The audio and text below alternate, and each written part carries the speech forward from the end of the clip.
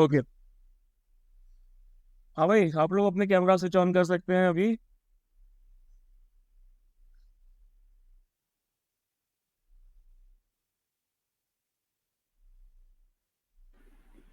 Jain sir.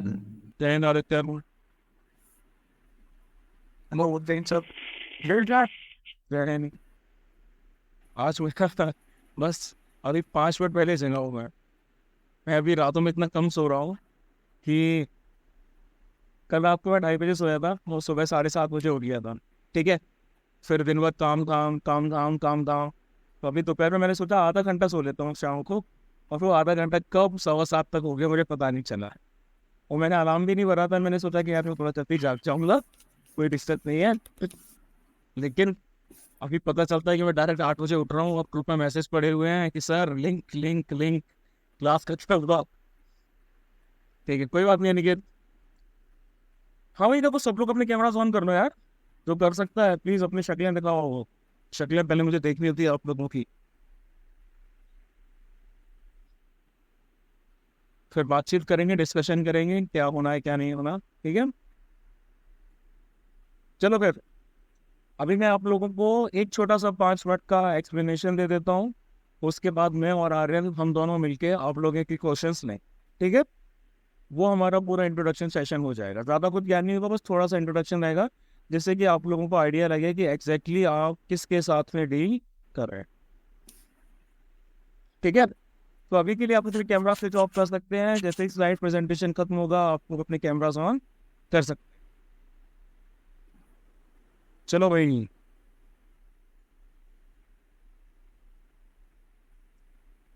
तो मित्रों, आप सबको पता है बैच का नाम है फिलोरा, है ना। ये इंडियन आर्मी की एक मेजर बैटलफील्ड रह चुकी है। मेरे सारे बैचेस के नाम जो हैं वो ऐसे ही होते हैं। बैटल ऑफ जोजिला के नाम पे जोजिला, बैटल ऑफ बसंतर के नाम पे बसंतर, बैटल ऑफ कोहिमा के नाम पे कोहिमा। अभी तक यही नाम रहे हैं और फ्यूचर में और भी अलग अलग नाम आ सकते। ठीक है। तो भाई हमारा टारगेट है CDS 2 2024, जो कि होने जा रहा है 1 सितंबर 2024। रफली 115 दिन के आसपास हमारे पास बचे।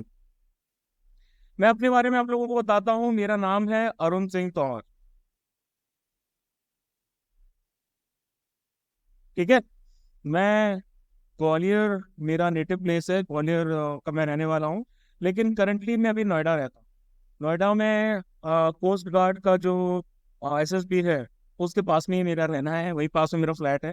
तो आप में से जो भी लोग कोस्ट गार्ड का SSB देने के लिए आते हैं, वो मेरे घर पे चाय के लिए आ सकते हैं। ठीक है। क्योंकि आपको मेट्रो जाने से पहले मेरे घर के थ्रू ही होके निकलना पड़ेगा। तो देखो, मैंने CDS निकाला है 6 बार। 2015 के सेकंड अटेम्प्ट से मैंने CDS देना स्टार्ट किया था। और उसके बाद 2018 का सेकंड, हाँ 2018 का सेकंड, सॉरी 2018 का फर्स्ट, वो मेरा आखिरी CDS था। तो टोटल मैंने 6 बार CDS दिए हैं। 5 बार मैंने FCAT भी दिया है। FCAT मैंने थोड़ा लेट देना स्टार्ट किया। ठीक है। तो FCAT भी मैंने 5 बार दिया है, और जितनी बार भी मैंने एग्जाम दिए हैं सारी बार मैंने निकाले। ठीक है। पहले 4 SSB अटेम्प्ट मेरे कॉन्फ्रेंस आउट रहे।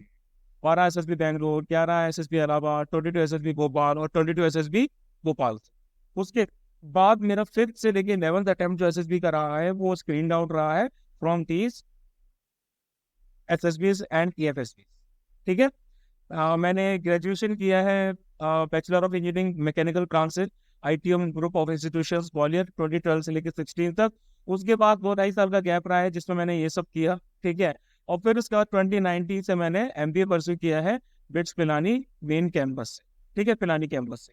फिर भाई प्लेसमेंट हो गया, IT में चला गया, IT में जॉब करने लगा। राइट नाउ अभी मैं आप लोगों को पढ़ा रहा हूँ। And that's it about me. Now back to Aryan. Aryan भाई बताइए अपने बारे में। So guys, my name is R S Singh Bhadauria. मैं भी ग्वालियर से ही बिलोंग करता हूँ, और मैंने भी UPSC CDS जो है वो 5 बार निकाला है, और FCAT भी मैंने 5 बार निकाला है। तो बेसिकली मैंने 2022 में अपनी ग्रेजुएशन कंप्लीट की थी BA से। तो उसके बाद से ही मैंने ये एग्जाम को देना चालू किया, एंड देन कंटिन्यूस ये सारे एग्जाम मेरे निकलते हैं। मैं 4 टाइम्स कॉन्फ्रेंस आउट हुआ हूँ और 3 टाइम्स स्क्रीन आउट हुआ हूँ। एक जो SSB का अटैम्प्ट है वो मैंने बीच में छोड़ा था। बाकी मैंने SSC के भी बहुत सारे एग्जाम्स दिए, क्योंकि मेरे पास और कोई बैकअप ऑप्शन नहीं था, क्योंकि मैंने BA किया था तो मेरे को इसी गवर्नमेंट जॉब वाली लाइन में ही जाना था। तो मैंने एसएससी के भी CGL, CHSL, CPU ये सारे एग्जाम्स निकाले हैं, जिसमें मेरा मैथ्स में स्कोर हमेशा 50 में से 50 रहा है। और मैं एसएससी CGL के थ्रू सिलेक्टेड भी हूँ as a postal assistant from SSC CGL 2022। But मैंने वो जॉब नहीं लिया क्योंकि I feel that I deserve better. अभी जो हाल में IBACIO का भी एग्जाम हुआ था, तो उसका भी मैंने प्री निकाला है, जिसमें मेरा मैथ्स में स्कोर 25 में से 24 था, एंड ओवरऑल मेरा स्कोर उसमें 67.75 मार्क्स था। जो पोस्ट कार्ड असिस्टेंट कमांडेंट का एग्जाम होता है, ये बेसिकली मैं देता नहीं हूँ, बट मैंने 2 बार दिया था, तो मैंने ये दोनों बार इसका एग्जाम निकाला था, बट मैं इसकी SSB देने नहीं गया था। जो 12th के बाद एग्जाम होता है एयरफोर्स एक्स ग्रुप का, जिसमें आपकी 12th तक की मैथ आती है, मैंने वो वाला एग्जाम भी दिया था, उसको ही मैंने 2 बार निकाला है।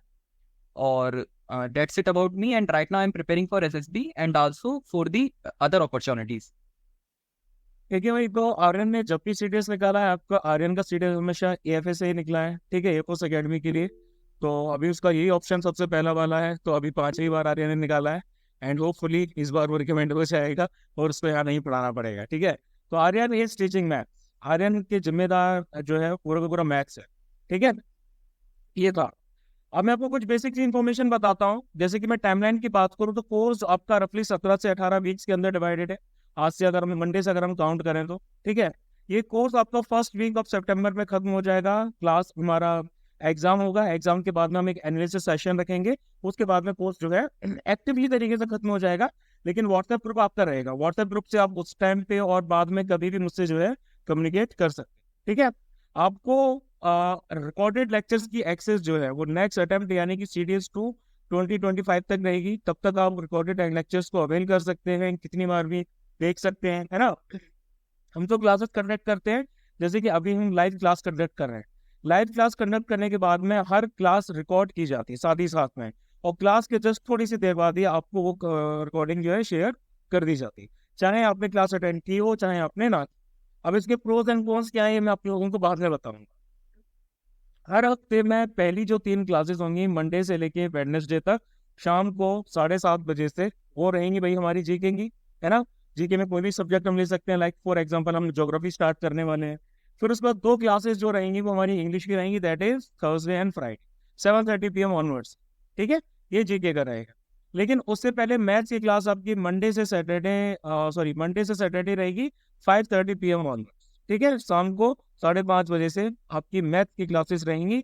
एक क्लास का जो ड्यूरेशन रहता है वो तकरीबन आपका 1 घंटे से लेकर 1.5 घंटा, और कई बार जो है वो 2 घंटे भी स्ट्रेच हो जाता है, वो डिपेंड करता है टॉपिक के ऊपर। ऐसा कोई हार्ड एंड फास्ट रूल नहीं कि 1.5 घंटा क्लास होगी कि 2 घंटा होगी कि 1 घंटा होगी। कई बार क्या होता है कि कुछ टॉपिक्स हम ऐसे पिक करते हैं, सिर्फ उन्हीं टॉपिक को पढ़ना होता है उस दिन, तो हो सकता है कि वो क्लास 1 घंटे में हो जाए। कई बार कुछ 2-3 टॉपिक्स मिला के पढ़े जाते हैं, तो वो टॉपिक्स ज्यादा भी स्ट्रेच कर सकते हैं, तो हो सकता है कि 1.25 या 2 घंटे की क्लास हो जाए, है ना। तो it totally depends on the topic. Question solving sessions हम लोग आज सब्जेक्ट की बात करेंगे, क्विज़ेस वगैरह भी होंगी उसके बाद में, और आप लोगों को MCQs की शीट्स एंड ऑल थिंग्स जो है वो भी दी जाएंगी। व्हाट्सएप जो है हमारा कम्युनिकेशन का मोड रहेगा। आपको जो भी चीज़ें मुझसे कम्युनिकेट करनी है, आर्यन से कम्युनिकेट करनी है, आप व्हाट्सएप से करेंगे। अगर आपकी क्वेरी पर्सनल नेचर की है तो फिर आप DM कर सकते हैं, अदरवाइज आप ग्रुप में ही कम्युनिकेट करेंगे चीज़ों को। गूगल मीट पे हम क्लासेस कंडक्ट करेंगे, जैसे कि अभी हम कर रहे हैं। एट द ड्यूरेशन मैंने आपको क्लास की बताई दी है। कम्युनिकेशन ग्रुप के अंदर भी करना बहुत जरूरी है, आपस में करना ही बहुत ज़्यादा जरूरी है। आप लोग बैचमेट्स हैं, आप लोग आपस में ही बातचीत करेंगे, अपने डाउट्स पूछेंगे, और टीचर्स के साथ भी कम्युनिकेशन करना बहुत ज़्यादा जरूरी है, तभी आपका एग्जाम जो है क्लियर हो, है ना। आप लोगों को देखो डाउट्स पूछने हैं ग्रुप में, हम लोग प्रोडक्टिविटी इनकरेज करते हैं। हम लोग नहीं चाहते कि भाई हम लोग एक तरफ से बोलते रहें और बैच में जो बच्चे हैं वो चुपचाप बैठ के बस सुनते रहें। आप लोग क्लास में कभी भी इंटरप्ट करके क्वेश्चन पूछ सकते हैं, ठीक है, कितनी बार भी पूछ सकते हैं, और eight the end of the class तो फिर आप कभी भी पूछ ही सकते हैं, ठीक है। ये मतलब चीज़ें हमारे बैच में रहती हैं। अब इसके बाद में ज़्यादा जो भी क्वेश्चन तो आप लोगों को हैं, आप लोग हम मुझसे आर्यन से पूछ सकते हैं, और अपने कैमराज भी स्विच ऑन कर सकते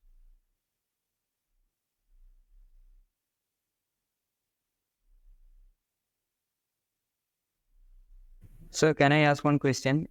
हाँ भाई। Sir, actually I'm from South India, Kerala. Hmm. So I'm okay with Hindi, but all the classes will be taken. The Hindi will be deep Hindi or like understand. You will be taking it in English also, right, sir? I didn't get you, Adityan. What are you trying to say? Like the medium is English, right? Yeah, English. The course content will be in English, while the explanation will be primarily on the Hindis. You know, like I was explaining right now, but there will be many examples of English as well. So I guess if you have basic understanding of Hindi, then you needn't worry about that. Yes, sir, I have basic understanding. It's okay. So don't worry, you will get it. Thank you. ठीक है? Yes, sir. Okay. Next.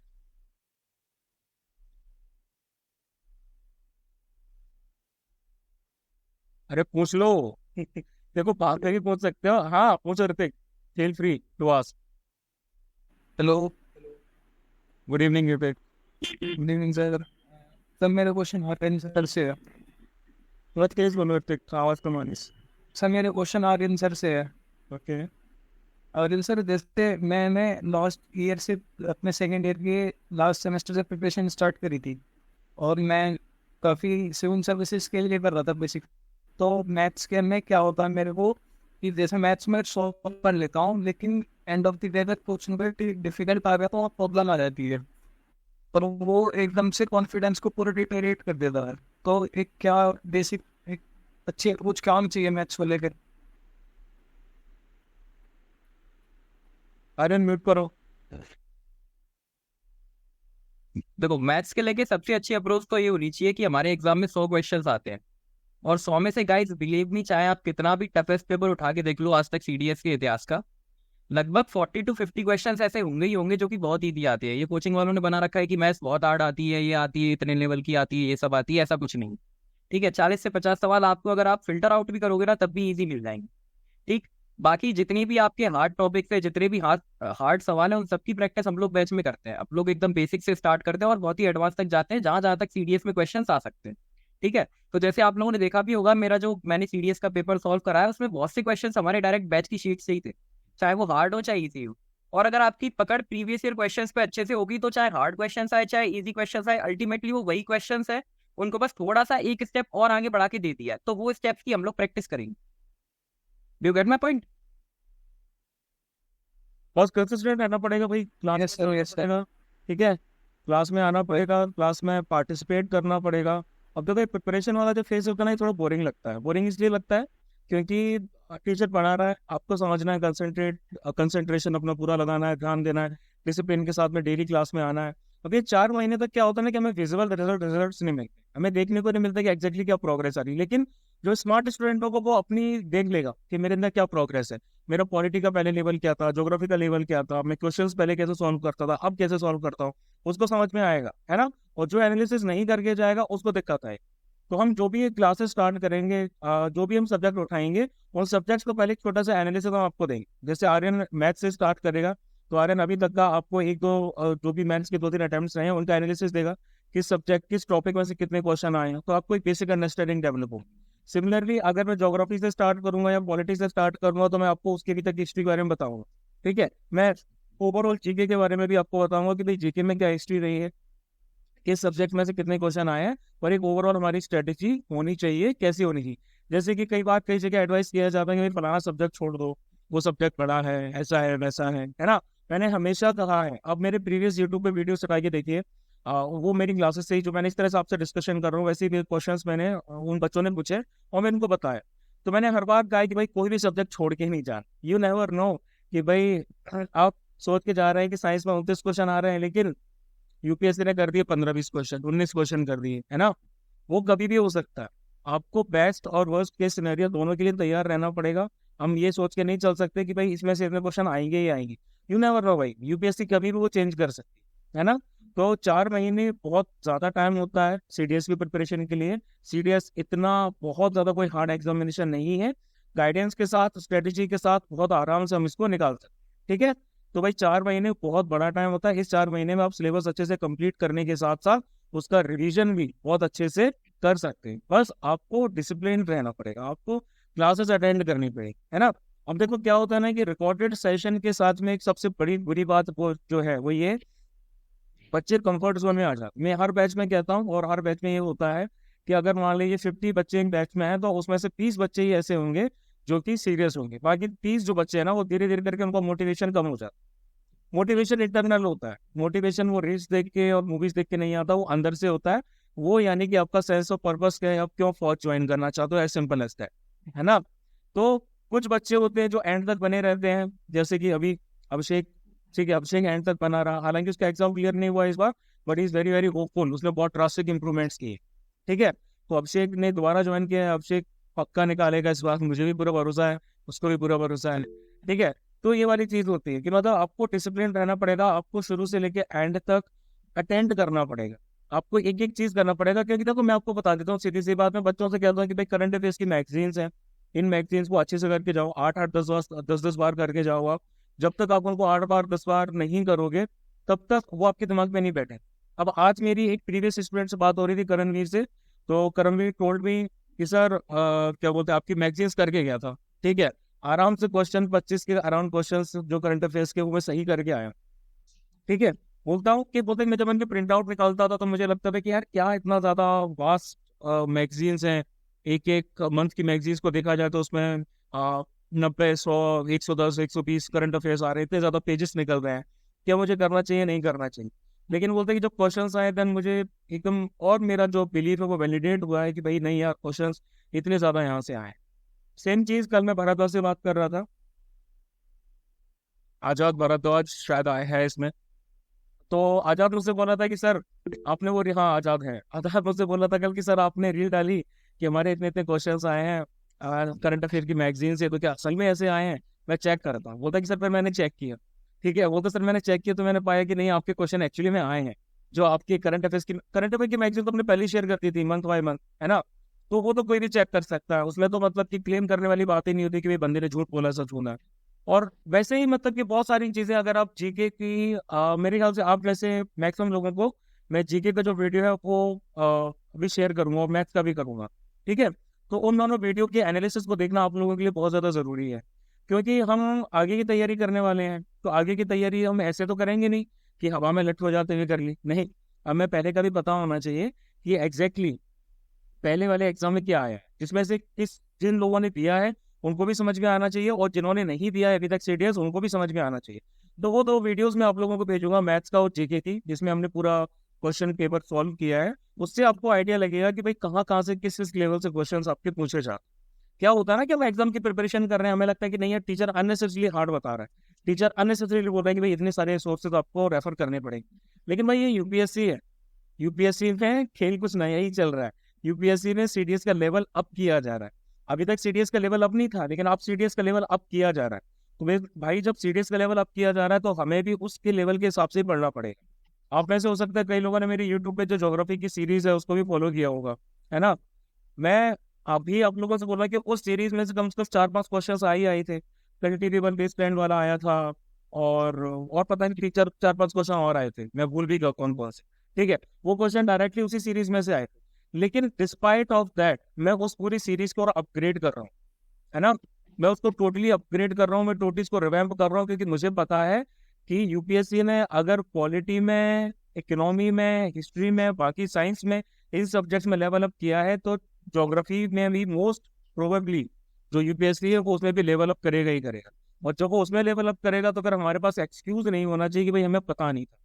इन्हें trends को identify कर लिया, UPSC ने हमें पहले इशारा दे दिया कि भाई हमें सीएपीएफ के हिसाब से पेपर लाने वाले हैं, है ना। तो हम क्या कर रहे हैं, उसको भी मैंने टोटली रिवैम्प कर दिया। वो जो पूरी सीरीज है उसमें मैंने इतनी ज्यादा इन्फॉर्मेशन जोड़ी है, इतने ज्यादा एनिमेशन जोड़े हैं, वीडियोस जोड़े हैं, डायग्राम्स जोड़े हैं, कि भाई वो बहुत अच्छे लेवल का हो गया। क्योंकि सीएपीएफ का बैच ऑलरेडी चल रहा है ना। सीएपीएफ का जो बैच है उनका एग्जाम अगस्त में चल रहा है, तो उनके लिए तो मुझे वैसे ही लेवल अप और ज्यादा लेवल अप करके करना पड़ेगा, ठीक है।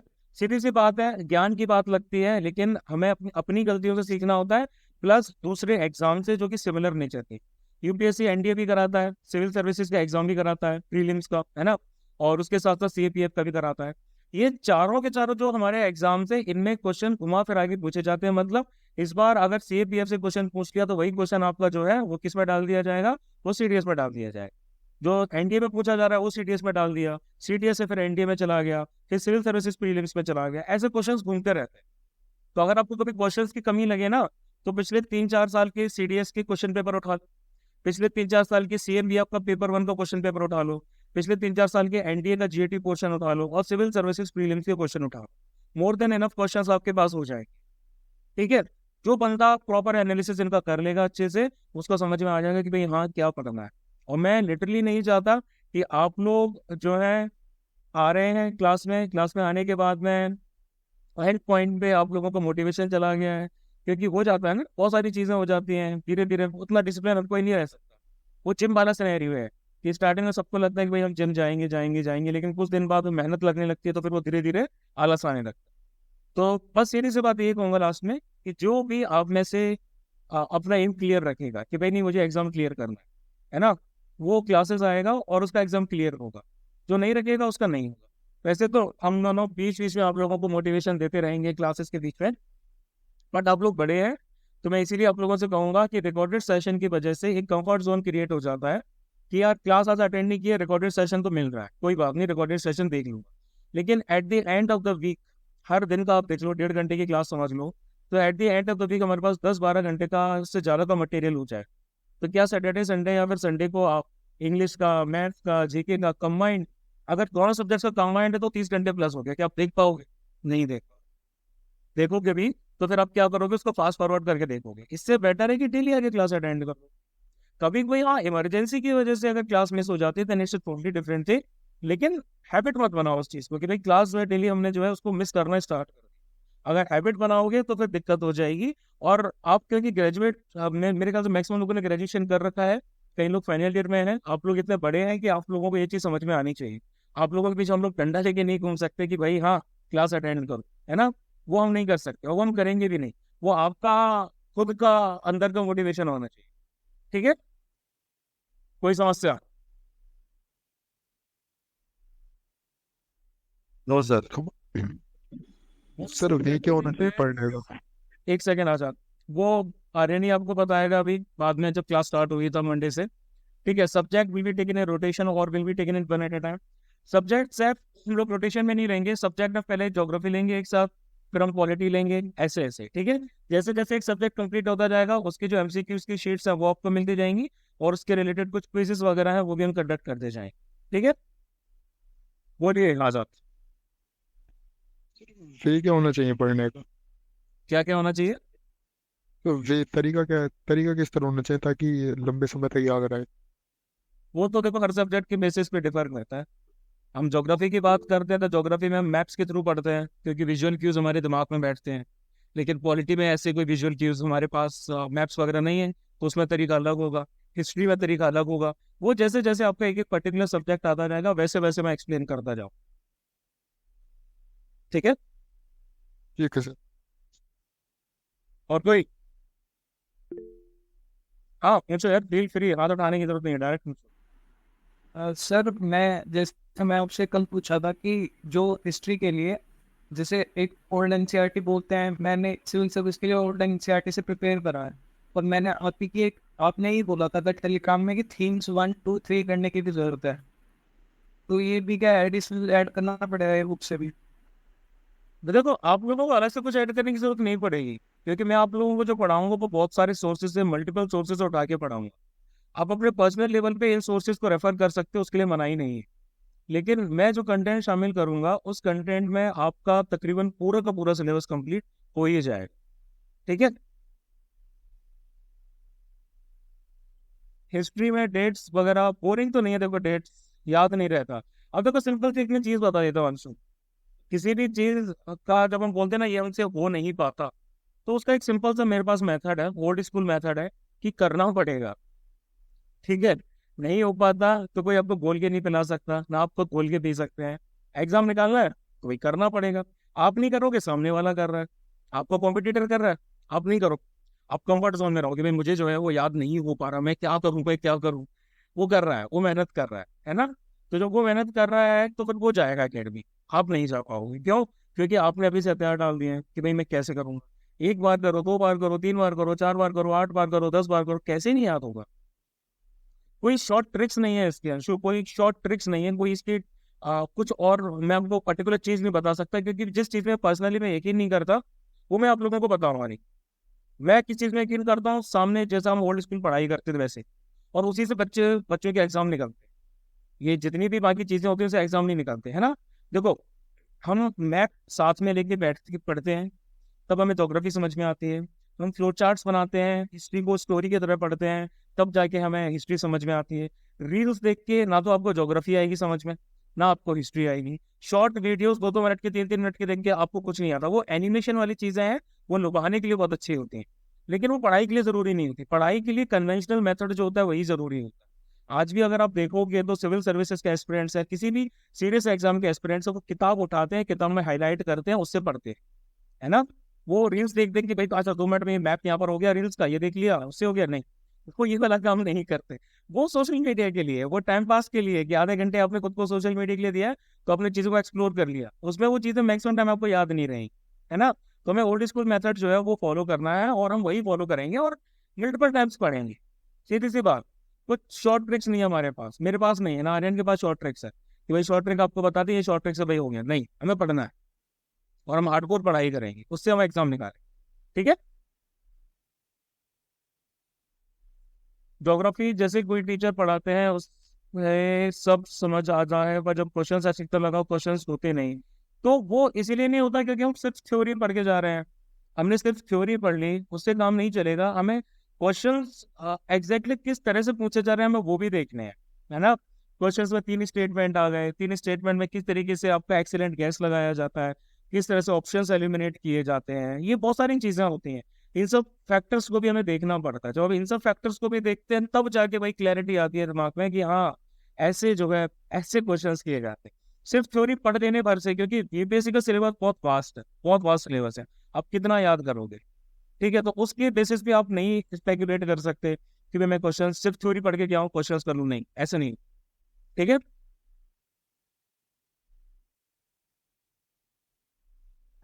यही सर। जैन प्रियंका। सर मेरा एक क्वेश्चन था कि आप एक सब्जेक्ट को एक बार में खत्म करके पढ़ाओगे या फिर रोटेशन वाइज, जैसे पहले जियो फिर पॉलिटी एक दिन ऐसे? एक सब्जेक्ट को एक बार में खत्म होगा, ज्योग्राफी पूरा खत्म होगा, फिर पॉलिटी खत्म होगा, फिर हिस्ट्री साइंस जो भी है इस तरीके से, ओके सर। ठीक है। ओके, हाँ भाई, बाकी लोग पूछो भाई, पूछो। जय आज सर। का जिसमें क्वेश्चन पूछने दिए जाते हैं और मैं बच्चों से बोलता हूँ पूछो, तो बच्चा के क्वेश्चंस नहीं आते। बोलो Amit. Good evening sir. Sir मेरा एक डाउट था कि सर इस बार का जो CDS था, CDS 1 2024, ये पर्सनली मैंने फील किया कि सर जो जीके का पोर्शन था वो कॉन्सेप्चुअल बेस से थोड़ा सा हटके, और सर थोड़ा मुझे करंट अफेयर्स के हिसाब से ज़्यादा लगा। तो सर क्या हम इस बैच में इस हिसाब से भी प्रिपरेशन करेंगे? एक इस पर क्वेश्चन थोड़ा का प्रकाश एग्जांपल डालिए। एक क्वेश्चन का एग्जांपल दो ऐसे ही। सर जैसे सर पॉलिटी था, तो सर पॉलिटी में मुझे कॉन्सेप्चुअल जो क्वेश्चंस हैं, जो कन्वेंशनल है, वो थोड़े कम लगे। जैसे कि सर NHRC है।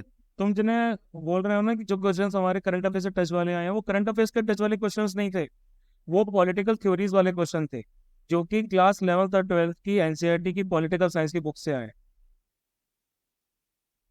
यस सर, बट कन्वेंशनल जो हमारा क्वेश्चंस आए हैं उनसे हटके जो एनसीआर सॉरी यूपीएससी जो है वो आपकी 11th और 12th की एनसीईआरटी की थोड़ी डेप्थ में जा रही है सीडीएस के लिए। अभी तक तो सिविल सर्विसेज वालों के लिए होता था, लेकिन वो सीडीएस वालों के लिए भी उसमें डेप्थ में जा रही है, ठीक है। बाकी करंट अफेयर्स के टच वाले जो क्वेश्चन है वो तो करंट अफेयर वाले सेक्शन में हमने कवर किए ही है। Yes sir. सर तो मेरा कंसर्न यही था कि जैसे हमें अभी लेवल अप करना पड़ेगा, और सर पहले तो जो पिछले हम लोग सर आप बताते हैं कि पिछले 5 साल के हमें पेपर एनालिसिस करना चाहिए सर, उस हिसाब से हमने किया। तो सर उन सब में क्वेश्चंस आते हैं लाइक 5 नहीं, हमें जीके के लिए 5 का एनालिसिस करना नहीं चाहिए। जीके के लिए मैक्सिमम 2 साल का ठीक रहता है। 5 साल का आप इंग्लिश के लिए कीजिए, मैथ्स के लिए कीजिए, लेकिन जीके के लिए 5 साल में बहुत ज्यादा ट्रेंड्स में चेंजेस आ जाते हैं, तो इतने ज्यादा पीछे का करने की जरूरत नहीं पड़ती, है ना। मैंने आपको आप लास्ट टाइम भी मैंने आपको बताया था कि भाई हमें जो है वो इतना ज्यादा डेप्थ में जाने की जरूरत नहीं है। बस आप लास्ट के 2 साल यानी कि 4 अटेम्प्ट से एनालिसिस कर लो, आपको ट्रेंड्स में जो भी शिफ्ट आया है वो पता चल जाए। सर बट क्या हम ये मान सकते हैं कि जो ये वाला एग्जाम था वो टोटली डिफरेंट था एज कम्पेयर टू? नहीं नहीं नहीं नहीं, टोटली डिफरेंट नहीं था। हम ये कह सकते हैं कि आप कुछ सर्टेन एस्पेक्ट्स में लेवल अप हुआ था, लेकिन टोटली डिफरेंट तो बिल्कुल नहीं था भाई। 8,500 के आसपास बंदे एग्जाम निकाल रहे हैं, टोटली डिफरेंट होता तो वो लोग नहीं निकाल पाते। सभी तो हार्डकोर सिविल सर्विसेज एस्पिरेंट्स नहीं होंगे ना, है ना। तो जब वो Exactly. निकाल रहे हैं तो मतलब कि हम ये एज्यूम कर सकते हैं आराम से कि एग्जाम उतने लेवल का नहीं था। अब जैसे शिफ्ट की मैं बात करूँ तो शिफ्ट कुछ ऐसा हुआ है कि CAPF के जो पेपर 1 में क्वेश्चन आते हैं, लैंडमार्क जजमेंट से रिलेटेड क्वेश्चन 2-3 साल से उसमें कंसिस्टेंट है, 2021, 22, 23 के, है ना। मैं उनका एनालिसिस कर चुका हूँ, CAPF वाले बैच में एक्सप्लेन किया है मैंने। तो वहां से क्वेश्चन क्या है कि कंसिस्टेंट है। लेकिन इस बार जो आपका राइट टू प्राइवेसी वाला क्वेश्चन आया था, है ना, अब right to Yes, sir. Privacy वाला क्वेश्चन आपका लैंडमार्क जजमेंट में से आया था, जस्टिस KS पुत्तस्वामी वाला केस है, उसमें से पूछा गया था। और ये जो पूरा सेक्शन है ना, ये लक्ष्मीकांत में भी 7th एडिशन में ही आया है। लक्ष्मीकांत के 6th एडिशन तक ये वाली चीजें नहीं थी, 7th एडिशन में ही लैंडमार्क जजमेंट जो है वो स्टार्ट किए गए हैं। लेकिन CAPF में पिछले 2-3 सालों से क्वेश्चन आपके पूछे गए हैं। हाँ, हालांकि हमने इनको अगस्त 2023 के करंट अफेयर्स की शीट्स में कवर किया था। अगस्त 2023 की जो करंट अफेयर की मैगजीन थी, उसमें ये वाला क्वेश्चन आया था, क्योंकि रिसेंट एक जजमेंट आपका राइट टू प्राइवेसी से रिलेटेड ही आया था। तो वो करंट अफेयर का भी पार्ट हो गया और वो हमारा पॉलिटी का पार्ट भी हो गया। समझ रहे हो ना।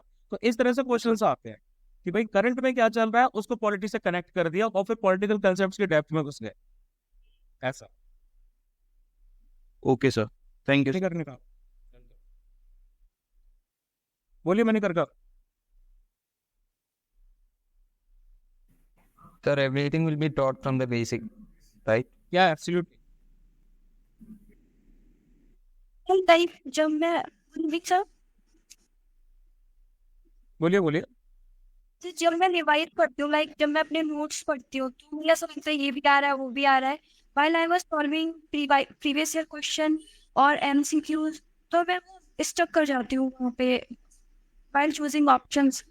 तो सर इससे कैसे, मतलब जब भी मैं नोट्स रिवाइज करती हूँ तो मुझे ऐसा लगता है ये सभी आ ही रहा है, मुझे ऐसा है।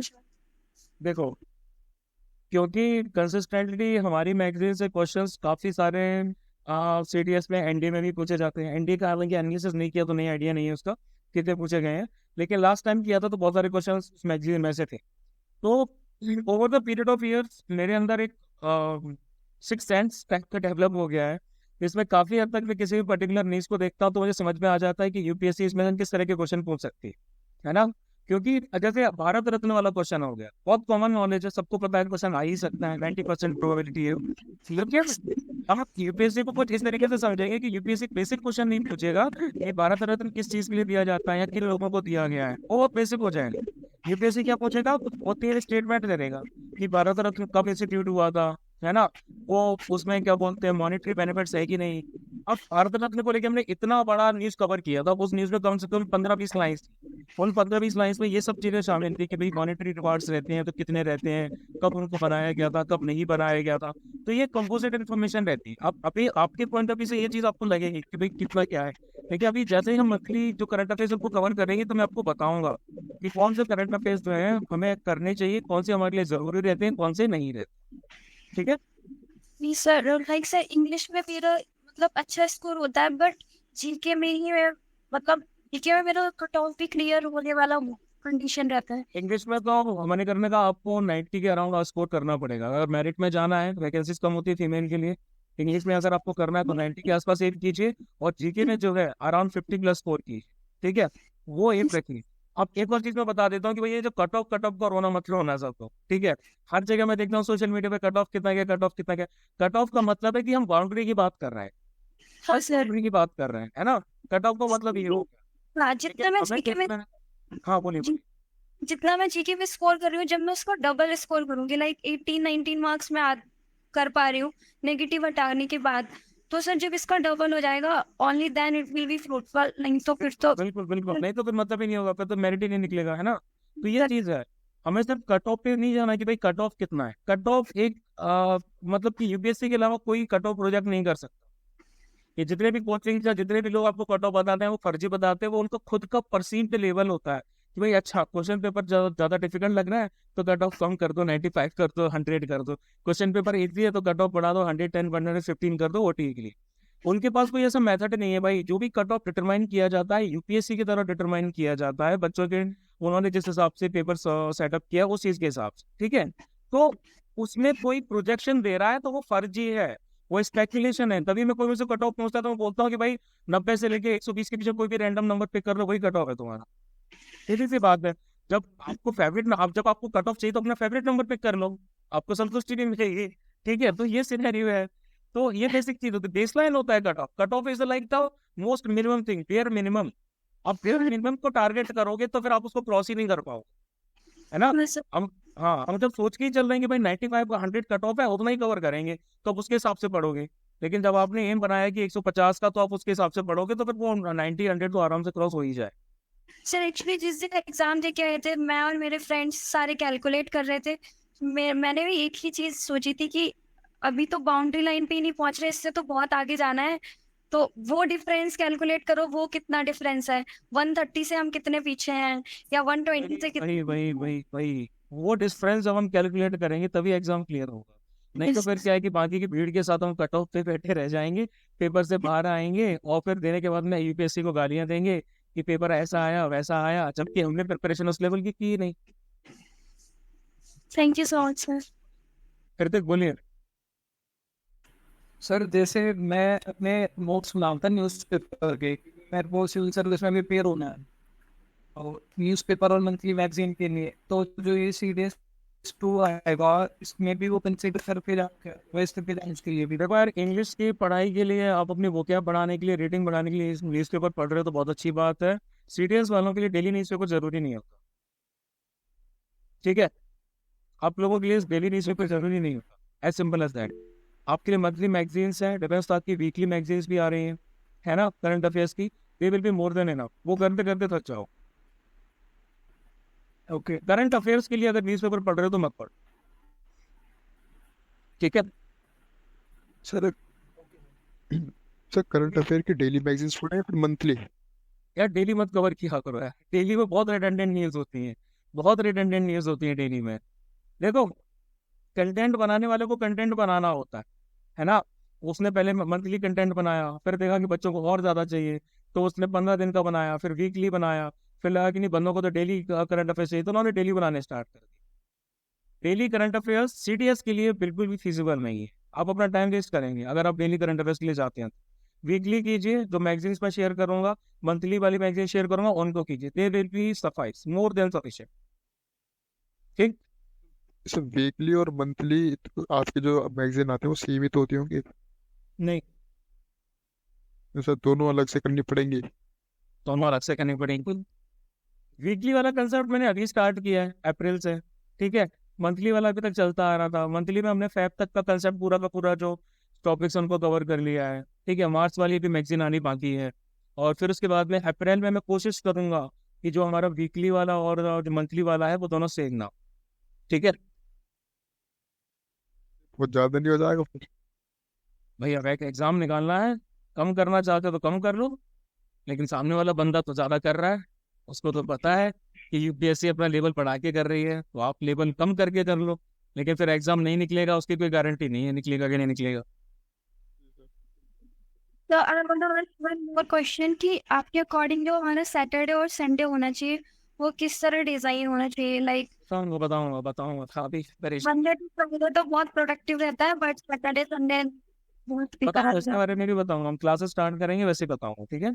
रहता है। रणवीर पूछिए। Good evening sir. Sir I am I audible? Sir defence उस्ताद का जो यूट्यूब चैनल है उस पे भी प्लेलिस्ट डाली हुई है ना, इंग्लिश का कोर्स है और पॉलिटी का कोर्स है, इकोनॉमिक्स का कोर्स है। इंग्लिश का तो नहीं है यार उसका। अच्छा इंग्लिश का नहीं है क्या? नहीं, नहीं, क्वालिटी का ठीक पूरा हुआ है, लेकिन वो पहले का है। सर इंग्लिश का भी है, English for CDS and NDA. उसमें ज्यादा कुछ नहीं होगा। अच्छा तो फिर वही मैं पूछ रहा था, ये पूरा एग्जॉस्टिव है, मतलब यहाँ से हम लोग पढ़ सकते हैं, यहाँ से भी तैयारी कर सकते हैं कि? बैच में आ ही रहे हो तो फिर उसमें जाने की कैसे जरूरत है? नहीं सर बाकी दुनिया के लिए है ना, जो बाकी अपना कर रहे हैं। आप बैच में आ गए तो फिर आपको यूट्यूब पे फिर आप वही देखिए मेरे चैनल से, जो मैं आपको बताऊंगा। आप बाकी तो फ्री है कुछ भी देखने के लिए, है ना।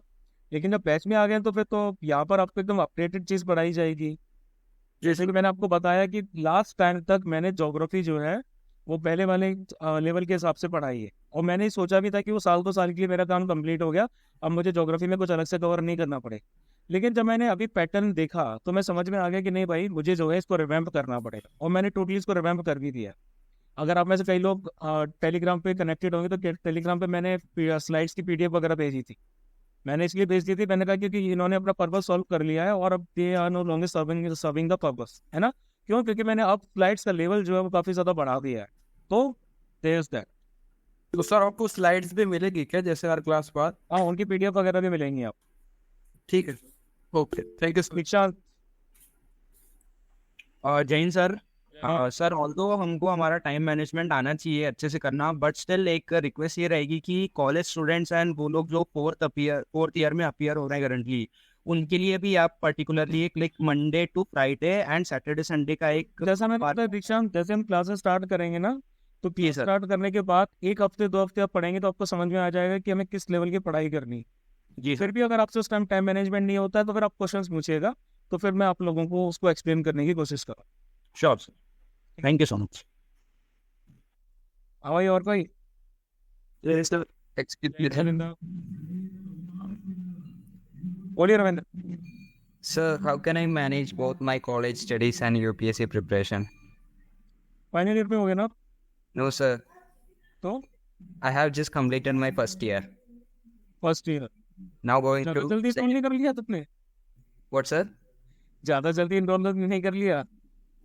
Sir, it's my last chance, sir. वैसे India- एडवाइस नहीं करता कि आपको स्टार्टिंग से इनरोल कर लेना चाहिए। शायद मैंने ध्यान नहीं दिया होगा, आपने जब मैसेज भेजा होगा, क्योंकि कोई भी फर्स्ट ईयर वाला बंदा जैसे ही मुझे मैसेज करता है मैं उसे मना कर देता हूँ कि भाई तुम इनरोल मत करो। हालांकि मेरे नंबर्स बढ़ जाएंगे, मुझे पैसे भी मिलेंगे, लेकिन मैं डायरेक्टली मना कर देता हूँ कि भाई तुम इनरोल मत करो, तुम आगे सेकंड ईयर के एंड में या थर्ड ईयर की स्टार्टिंग में करना। लेकिन अगर आपने कर ही लिया है ना, तो जैसे मैंने बताया, when you will start the batch, तो आपको समझ में आएगा कि डेली कितनी पढ़ाई की रिक्वायरमेंट है। 1 हफ्ते आप पढ़ के देखिए, फिर आपको समझ में आएगा। फिर भी ना समझ आए तो फिर आप मुझसे पूछिएगा, तो मैं आपको उस टाइम पे बताऊँ। Okay, sir. मैं स्टार्टिंग से आपको स्कूल फिट नहीं करना चाहता। मैं चाहता हूँ कि आप चीज़ों को खुद से फिगर आउट करना सीख। जब आप उसको फिगर आउट करेंगे तो आपको एक बहुत अच्छा आइडिया लगेगा, क्योंकि we are going to become officers, तो मैं अपना माइंडसेट भी वैसा रखना पड़ेगा, है ना? Okay, sir. Thank you, sir. और कोई? रविंदर। सर आप रिकॉर्डेड लेक्चर के बारे में क्या बता रहे थे? क्या? सर आप रिकॉर्डिंग लेक्चर्स के बारे में क्या बताए थे? I just kept it. मैं थोड़ी देर मैंने ये बाद बोला join रिकॉर्डेड किया। लेक्चर्स के बारे में कि रिकॉर्डिंग लेक्चर्स आपको मिलेंगे, लेकिन उनको हैबिट मत बनाना, ठीक है? ओके रिकॉर्डिंग लेक्चर्स पे ही डिपेंड कर रहे हो। कोशिश करना कि क्लासेस आप लाइव अटेंड करें। अगर आपका ऑफिस है या फिर कुछ और चीज़ है, then is the totally different thing. तो भी आप इंश्योर करिएगा कि उस दिन का जो रिकॉर्डिंग लेक्चर है उसी दिन खत्म करें। Okay sir, Jain sir. Jain sir, जय हिंद रविंद्र। सर एक सवाल था सर, प्रोफाइल से रिलेटेड उस पे। आप पूछो। सर वो पूछना था कि सर जैसे मैट्रिकुलेशन मैंने सर यही एक स्ट्रेट बुक से की है सर, झारखंड से, और 12वीं भी सर यही से, और स्नातक भी सर यही झारखंड के एक कॉलेज से ही है सर, गवर्नमेंट कॉलेज से ही। और ग्रेजुएशन में सर, स्नातक में सर मैंने बीए ही किया हुआ है सर। ठीक है। तो पूछना था सर कि इससे सर करिकुलम में सर, एक्स्ट्रा करिकुलम में जैसा कुछ ज़्यादा कुछ पढ़ा नहीं है सर। क्वेश्चन क्लियर नहीं हो पाया तुम्हारा, फिर से बोलो रविंद्र। सर कह रहा था कि सर कि जैसे मैट्रिकुलेशन भी मेरे झारखंड से ही हुई है, स्टेट बोर्ड से, और 12वीं भी सर यही से की है मैंने। ठीक है। और उसके बाद स्नातक यहाँ से सर मैंने एक कॉलेज से की है सर, बीए में ठीक है। हिस्ट्री ऑनर्स थी सर मेरी। और सर ज़्यादा सर एक्स्ट्रा करिकुलर में भी सर मैं कुछ ऐसा सोच नहीं रहा हूँ सर, मतलब बहुत ज़्यादा नहीं कह रहे कुछ किया सर। एक्स्ट्रा करिकुलर एक्टिविटीज में ना, ये सर तो पूछना था सर कि जैसे कम्युनिकेशन वगैरह ठीक है सर, अभी अंग्रेजी में भी थोड़ा सा ज़्यादा ध्यान दे रहा हूँ कि स्पीकिंग स्किल्स वगैरह को थोड़ा boost कर- मतलब आप ये पूछना चाह रहे हो कि एसएसबी में उससे क्या इम्पैक्ट पड़ेगा? हाँ सर, इम्पैक्ट क्या पड़ेगा सर, और क्या सर स्टिल चांस तो है सर, वो मुझे पता है सर कि मैं कर जाऊंगा जी सर। लेकिन सर सीधी सी बात है रविंद्र, सीधी सी बात है, जब आप पीआई की फॉर्म भरते हो तो उसमें 3 ऑप्शंस होते हैं। बड़ी आपका करंट रेसिडेंस का प्लेस कौन सा है, उसको पॉपुलेशन कितना है। आदित्य प्लीज म्यूट करिए, ठीक है? इसके साथ साथ आपका मैक्सिमम रेसिडेंस की सिटी कौन सी रही है, उसका पॉपुलेशन क्या है, और आपकी करंट जो आपकी नेटिव जगह है उसका रेसिडेंस आपका जो है उसकी पॉपुलेशन क्या है। अब जैसे मान लीजिए किसी बच्चे का जन्म जो है वो हुआ भले ही दिल्ली में, है ना, प्लेस ऑफ बर्थ, जिसकी पॉपुलेशन करोड़ों में, लेकिन उसके बाद में जो उसकी नेटिव प्लेस है वो झारखंड हो गई, है ना, उसमें किसी छोटा सा कस्बा हो गया, छोटी सी सिटी हो गई, जिसमें हो सकता है जिसकी मैक्सिमम पॉपुलेशन 8-10 लाख हो। उसके बाद में उसकी जो पढ़ाई या कॉलेज वगैरह जो हुआ है, मैक्सिमम रेसिडेंस उसका है, हो सकता है कि वो झारखंड से बाहर का रहा हो, तो वो आपके पीआईक्यू में 3 फैक्टर्स काम करते हैं। वो उसके बेसिस पे इंटरव्यूअर या साइकोलॉजिस्ट डिटरमाइन करता है कि आपको किस तरह की फैसिलिटीज़ मिली होंगी, किस तरह की चीज़ें मिली होंगी। जिस बंदे की थ्रू आउट पढ़ाई दिल्ली में हुई है, मुंबई में हुई है, मेट्रोपॉलिटन्स में हुई है, उससे एक अच्छा लेवल एक्सपेक्ट किया जा सकता है। उसकी इंग्लिश भी अच्छी होनी चाहिए, उसकी एक्स्ट्रा करिकुलर एक्टिविटीज़ भी अच्छी होनी चाहिए। लेकिन जिस बंदे ने झारखंड के एक छोटे से कस्बे में पढ़ाई की है या फिर किसी और जगह से पढ़ाई की है थ्रू आउट, है ना, तो वो उसके बेसिस पर डिटरमाइन कर लेंगे कि भाई यहाँ पर कैसी टीयर 2 टीयर 3 सिटीज़ में कैसी फैसिलिटीज़ होती हैं, किस तरह की फैसिलिटीज उसको हो सकती है ना। एक ऑफिसर का बच्चा है, उसको हॉर्स राइडिंग की फैसिलिटी भी अवेलेबल है, उसको स्विमिंग पूल भी अवेलेबल है, उसको स्केटिंग वगैरह करना भी अवेलेबल है, बॉक्सिंग भी कर सकता है, जिम भी अवेलेबल है। लेकिन जो एक नॉर्मल से छोटे से टीयर 3 या टीयर 2 वाले कस्बे से आता है, सिटी से आता है, उसको ये सब अवेलेबल नहीं होगा, है ना। उसको भाई साफ मैदान ही नहीं होगा दौड़ने के लिए, मैदान होगा लेकिन साफ मैदान नहीं होगा, पार्क नहीं होगा। ऐसी फैसिलिटीज, ऐसी चीजें साइकोलॉजिस्ट वगैरह ऑटोमेटिकली आपके लिए जब बनाते हैं तो उससे डिटरमाइन कर लेते हैं। तो ये नीडंट वरी अबाउट। जी सर, ठीक है, धन्यवाद सर। ठीक है। assess us on the basis of background। सबसे पहली बात कहते हैं कि एसएसएस की गलत स्पेलिंग गलत है, ठीक है। एसएसएस हमारे हमारे बेसिक बैकग्राउंड के ऊपर एसेस नहीं करते हैं, वो आपको बेसिकली वो आपकी एक इमेज बनाते हैं, आपकी साइकोलॉजिकल इमेज बनाते हैं, ठीक है। वो ये देखते हैं कि आपकी साइकोलॉजी इन सब चीज़ों से कैसे अफेक्टेड रही है और कैसे बिल्ड हुई है, ठीक। Good evening sir. Good evening गुमिन। सर मेरा क्वेश्चन आ रहा है अरे सर मैथ्स के अंदर आप टेस्ट वगैरह कैसे लेते हैं, मतलब एक टॉपिक के बाद 2 टॉपिक के बाद या बीती रहे हो? मैथ्स के टेस्ट आपके चैप्टर के बाद रहेंगे, जैसे हमने परसेंटेज किया, रेशो किया, उसके बाद आपका गूगल ग्रुप जो गूगल फॉर्म्स होते हैं उसके थ्रू आपका टेस्ट होगा रेगुलरली। तो ये लगभग जैसे ही हमारे चैप्टर्स खत्म होंगे उसी हिसाब से चलेगा। अगर कोई बड़ा चैप्टर है तो उस बड़े चैप्टर का एक टेस्ट होगा। जैसे ज्योमेट्री बड़ा चैप्टर है तो हमने ज्योमेट्री किया तो ज्योमेट्री का टेस्ट हुआ। लेकिन ये परसेंटेज, रेशो, मिक्सचर ये छोटे छोटे चैप्टर्स हैं, तो ये जब 3-4 हो जाएंगे तो तब इनका टेस्ट होगा। Okay, thank you. ठीक है। तो क्लासेस हमारी जो है वो मंडे से स्टार्ट होंगी, ठीक।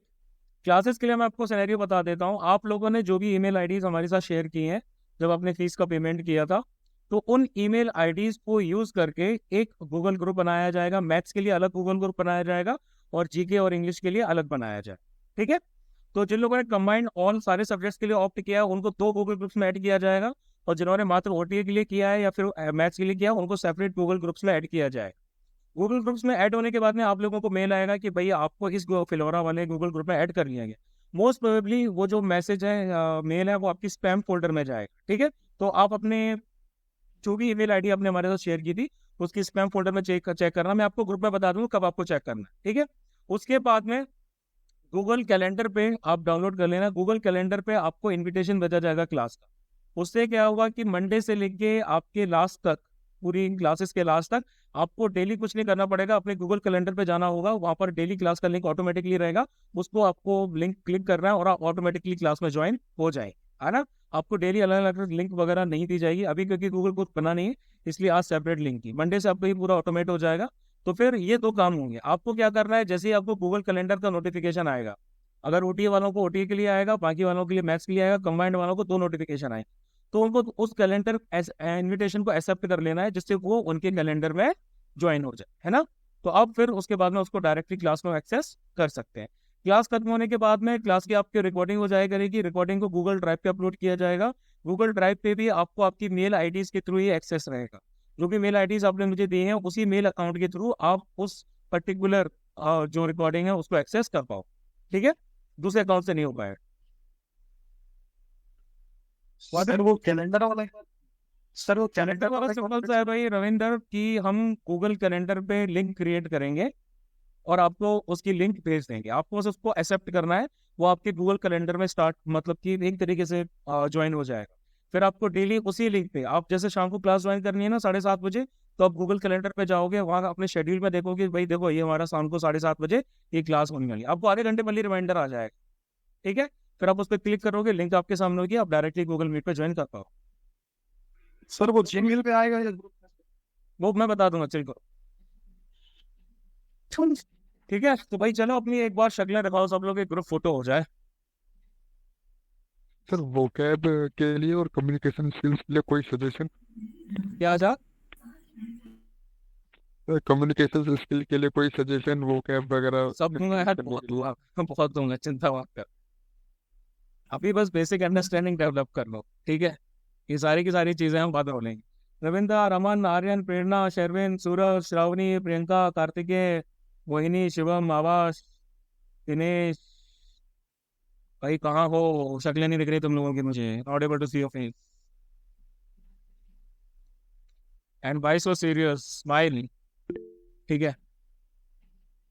ग्रुप फोटो के नाम पे सबने कैमरे ऑफ कर लिए। देखो यार, जब मैं कैमरा ऑन करूँ तब आप लोग अपने कैमरा ऑन कर लीजिए, जब मैं कैमरा ऑफ करूँ तब आप लोग अपने कैमरा ऑफ कर लीजिए। कम्युनिकेशन ऐसे ही होता है ना? मैं कम्युनिकेशन इसी तरीके से हो पाएगा, एक सेकेंड, हाँ, कम्युनिकेशन इसी तरीके से हो पाएगा, ठीक है? नहीं तो कम्युनिकेशन नहीं हो पाता। समझ में ही नहीं आता है भाई मैं किससे बात कर रहा हूँ। मुझे शक्लें तो देखनी समझ में आनी चाहिए ना, मुझे देखना तो चाहिए ना कि मैं एग्जैक्टली बात किससे कर रहा हूँ, डील किसके साथ में कर रहा हूँ, है ना? तो कोशिश कीजिए। देखो, आपके बैकग्राउंड से मुझे मैटर नहीं करता। अभी मेरी भी क्लासेस होंगी ना, तो पीछे अपने तक घूमता नजर आएगा आपको, वो पीछे आ जाएगा, वो मेरी टेबल के नीचे बैठने की कोशिश करता है। आई एम मैरिड, अगर आप लोगों को पता ना हो, छोटा सा बच्चा है मेरा 1.5 साल का, तो वो नीचे आके मेरी टेबल के नीचे बैठने की कोशिश करेगा, और भी हरकतें करेगा, चिल्लाएगा, कहीं मेरे 3 प्लग के पास आके बैठेगा, कहीं कुछ करेगा। तो वो चलता रहता है, ठीक है? तो हम घर में रहते हैं, तो घर में रहेंगे तो भाई पीछे बैकग्राउंड चीजें जो है वो होती रहेंगी। तो ये नीड एंड वरी अबाउट है, मुझे आपके बैकग्राउंड से कोई लेना देना नहीं है। भाई आपका जो पीछे का बैकग्राउंड है उसमें क्या है क्या नहीं है, कौन घूम रहा है कौन फिर रहा है, जब तक ज्यादा ऑब्जेक्शनेबल ना हो, ठीक है, तब तक मुझे कोई फर्क नहीं पड़ता। सीधी सी बात, ठीक है? एक सेकेंड, क्या है यार? ठीक है, ठीक है, फिर हम लोग जो है मंडे को मिलेंगे, ठीक है? संडे का आपका है, संडे को चेक कीजिए, कुछ नहीं करना है, जो करना है करो। मंडे से हम लोग क्लास स्टार्ट करेंगे। आवाज कुछ पूछना चाहता हो? सर हाँ, ये क्लास है ना, तो एक 1 वीक में हर रोज होता है क्लास? जीके का क्लास मंडे से हर रोज होता है क्लास? जीके का क्लास मंडे से वेडनेसडे, इंग्लिश का थर्सडे एंड फ्राइडे, मैथ्स का क्लास हम मंडे से लेके सैटरडे, ठीक है सर। ठीक है?